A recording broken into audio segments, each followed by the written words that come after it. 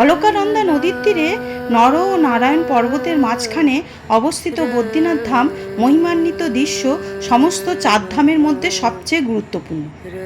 প্রতি বছর লক্ষ লক্ষ তীর্থযাত্রী এই পবিত্র বদ্রীনাথ শহরে আশীর্বাদ পেতে এবং বদ্রীনাথজির বিখ্যাত মন্দিরের ঝলক দেখতে আসে। বন্ধুরা, ভ্রমণ সাথে মিতা চ্যানেলে আমি মিতা। আশা করি আপনারা কুশলেই আছেন, আমিও ভালো আছি। বদ্রীনাথ ধাম হলো একমাত্র তীর্থস্থান যা ছোটা 4 ধাম এবং ভারতবর্ষের 4 ধাম উভয়েরই অংশ। বদ্রীনাথ ধাম উত্তরাখণ্ডের 4 ধামের অর্থাৎ কেদারনাথ, বদ্রীনাথ, গঙ্গোত্রী ও যমুনোত্রীর মধ্যে একটি। আবার ভারতবর্ষের মূল 4 ধাম, যেমন উত্তরে বদ্রিকাশ্রম অর্থাৎ বদ্রীনাথ ধাম, দক্ষিণে রামেশ্বরম, পশ্চিমে দ্বারকাপুরী এবং পূর্বে জগন্নাথপুরী। কথিত আছে আদি শঙ্করাচার্যের মতে এই 4টি ধাম 4 যুগের সাথে সম্পর্কিত, যেমন বদ্রীনাথ সত্যযুগে, রামেশ্বরম ত্রেতা যুগে, দ্বারকা দ্বাপর যুগে এবং জগন্নাথপুরী কলিযুগের প্রতিনিধিত্ব করে। এই 4 ধাম সবকটি বৈষ্ণব স্থান। লোককাহিনী অনুসারে বিশ্বাস করা হয় যে ভগবান বিষ্ণু রামেশ্বরমে স্নান করেন, দ্বারকায় পোশাক পরেন, পুরীতে আহার করেন, বদ্রীনাথে ধ্যান করেন। ভগবত পুরাণে বর্ণনা করা হয়েছে বদ্রিকাশ্রমে পরমেশ্বর বিষ্ণু নরনারায়ণ ঋষি হিসাবে তার এবং তার অবতারের সব জীবের কল্যাণের জন্য তপস্যা করেছিলেন। অনেকে বিশ্বাস করেন যে ভগবান বিষ্ণু নারায়ণ পাহাড়ে ধ্যানে বসেছিলেন। প্রবল ঠান্ডা ও প্রাকৃতিক প্রতিকূলতার জন্য দেবী লক্ষ্মী বদ্রিকা গাছের রূপ ধারণ করে ভগবান বিষ্ণুর উপর আচ্ছাদন সৃষ্টি করেছিলেন। এই কারণে বিষ্ণু এই স্থানের নামকরণ করেন বদ্রীনাথ ধাম। এই বদ্রীনাথ ধাম ও কেদারনাথ ধামের মতো প্রচণ্ড ঠান্ডার কারণে বছরে 6 মাস বন্ধ থাকে। আপনারা জানেন, আমরা কেদারনাথ ও ত্রিযুগীনারায়ণ দর্শন সেরে বদ্রীনাথ ধামের উদ্দেশ্যে রওনা দিয়েছিলাম। প্রথমে আমরা পিপলকুটি এবং পিপলকুটি থেকে বদ্রীনাথ ধামের উদ্দেশ্যে রওনা দিই এবং বদ্রীনাথ মন্দির দর্শন ও পুজো দিয়ে মানাগ্রাম হয়ে আবার পিপলকুটিতে ফিরে আসি। এই পথটি ধসপ্রবণ এলাকা হওয়ায় মাঝে মাঝে তা পরিলক্ষিত হয়। প্রথমে আমরা পূজার জন্য পছন্দ মতো ডালা কিনি, যার মূল্য 30 টাকা থেকে শুরু হয়। আপনিও পছন্দ মতো ডালা কিনে পুজো দিতে পারেন। কেউ যদি তুলসীর মালা নিতে চান, তার মূল্য 50 টাকা।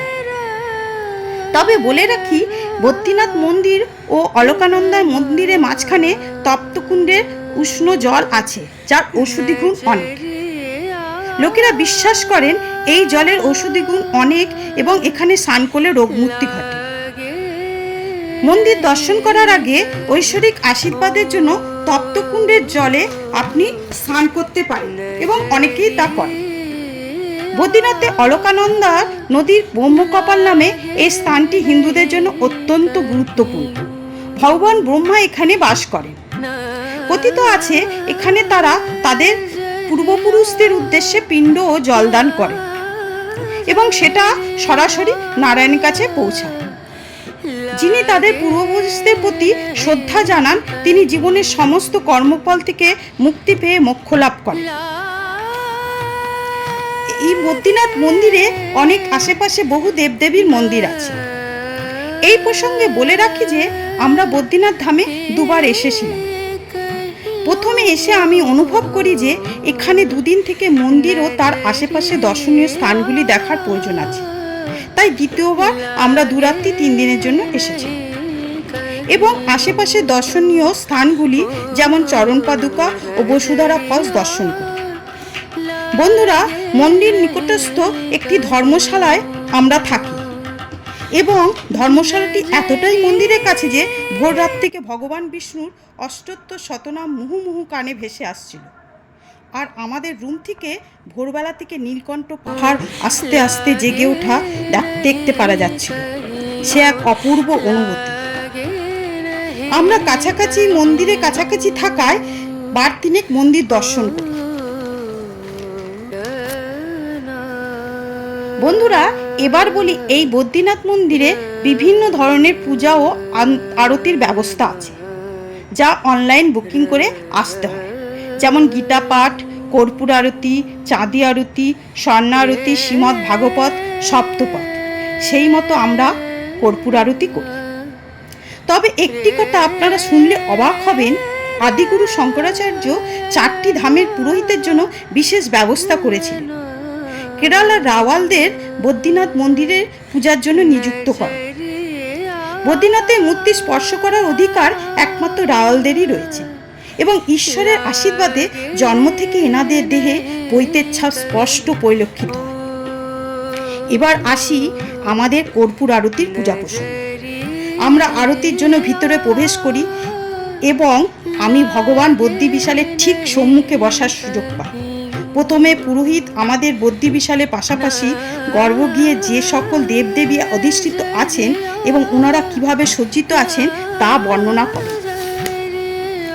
সকল দেবদেবীর মাঝখানে কালো কোষ্ঠী পাথরের শালিগ্রাম শিলায় হীরকখচিত সোনার মুকুট পরা ভগবান বদ্রী বিশাল তপস্যারত। পুরোহিতের আরতির প্রদীপের আলোয় এমন জ্যোতি বেরোচ্ছিল তা ভাষায় প্রকাশ করা যাবে না।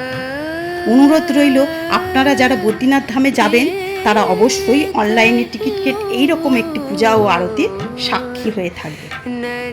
পরের দিন সকালবেলায় অর্থাৎ দ্বিতীয় দিন আমরা চরণ পাদুকা দর্শন করি। এটি এমন একটি স্থান যেখানে ভগবান বিষ্ণুর সুন্দর পায়ের ছাপ একটি শিলার উপর অঙ্কিত আছে। এটি বদ্রীনাথ মন্দির থেকে 3 কিলোমিটার দূরে 3380 ফুট উচ্চতায় অবস্থিত। পৌরাণিক কাহিনী অনুসারে ভগবান বিষ্ণু এখানে তার প্রথম পদচিহ্ন স্থাপন করেছিলেন বৈকুণ্ঠ থেকে, যা ভগবানের স্বর্গীয় আভাস।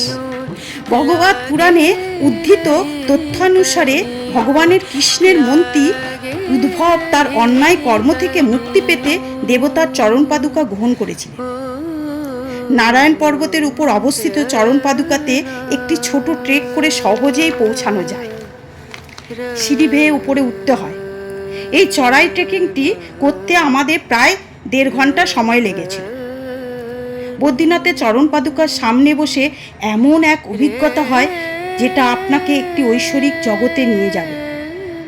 দুর্গম পাহাড়ি পথ বেয়ে ওঠার সাথে সাথে তীর্থযাত্রীরা প্রতি পদক্ষেপে প্রত্যাশায় এবং শ্রদ্ধায় আচ্ছন্ন হয়ে পড়ে, যার ফলে আধ্যাত্মিকতা এবং বিস্ময়ক প্রাকৃতিক সৌন্দর্যের সাথে গভীর সাক্ষাৎ ঘটে। প্রার্থনার সুর এবং ধূপের সুবাসে বাতাস ভরে ওঠে, যা পবিত্রতা এবং প্রশান্তির পরিবেশ সৃষ্টি করে। এখানে পৌঁছানোর পর তীর্থযাত্রীরা এক বিস্ময়ক অনুভূতিতে অভিভূত হন।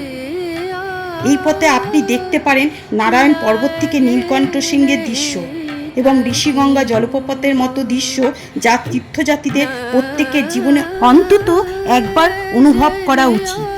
এছাড়া কেউ যদি অ্যাডভেঞ্চারের জন্য প্রস্তুত হন তাহলে আপনি চরণ পাদুকা থেকে 6 কিলোমিটার দূরে অবস্থিত নীলকণ্ঠ পাহাড়ে ট্রেক করতে পারেন। বন্ধুরা, তাহলে আজ এই পর্যন্ত। পরবর্তী পর্বে আমি নিয়ে আসব বদ্রীনাথ ধাম থেকে 3 কিলোমিটার দূরে মানাগ্রাম এবং মানাগ্রাম থেকে প্রায় 4 কিলোমিটার দীর্ঘ একটি ছোট ট্রেকিং, যা ভ্রমণকারীদের বসুধারা জলপ্রপাতের দিকে নিয়ে যাবে, যেটা দূর থেকে দেখলে মনে হবে পাহাড় থেকে দুধ পড়ছে। জয় বদ্রী বিশাল। নমস্কার। ভিডিওটি ভালো লাগলে লাইক কমেন্টস করতে ভুলবেন না। এছাড়া আপনাদের পরিচিত সকলকে বেশি বেশি করে শেয়ার করবেন। যদি নতুন হয়ে থাকেন তবে অবশ্যই সাবস্ক্রাইব করে পাশে থাকা বেল আইকনটি প্রেস করবেন। ভালো থাকবেন।